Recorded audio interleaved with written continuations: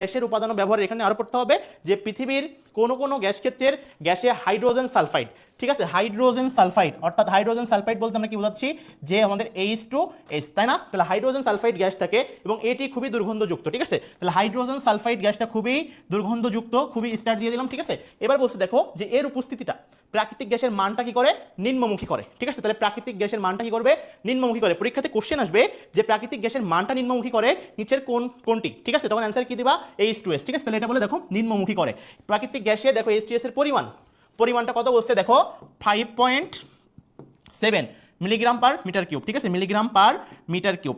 এই যে মানটা পড়তেছি, দুইটা মান পড়বো। দেখো বলতেছে যে H2S এর পরিমাণ যদি 5.7 এর কম থাকে তাহলে বলা হয় হচ্ছে কি বলতো, সুইট গ্যাস, মিষ্টি গ্যাস, তাই না?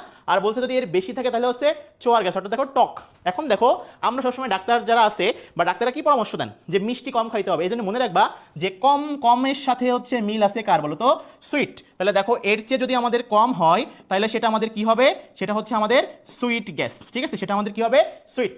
দেখো আর যদি বেশি হয়, আর কি বলছে, যদি আমাদের বেশি হয় তাহলে হচ্ছে আমাদের কি হবে, সোর। এটা মনে রাখবা, ঠিক আছে। তাহলে দেখো যদি আমাদের 7.5 এর বেশি হয় তাহলে হচ্ছে সোর, আর যদি কম হয় তাহলে কি হবে, সুইট। এইটুকু মাথায় রাখবা, ঠিক আছে। কোশ্চেন কিন্তু এখান থেকে আসবে এবং দেখবা তোমাদের যখন ডেইলি এক্সামগুলো হবে বা এই কোশ্চেনটা তোমাদেরকে ইনশাল্লাহ এখান থেকে কোশ্চেনগুলো আসবে, ঠিক আছে।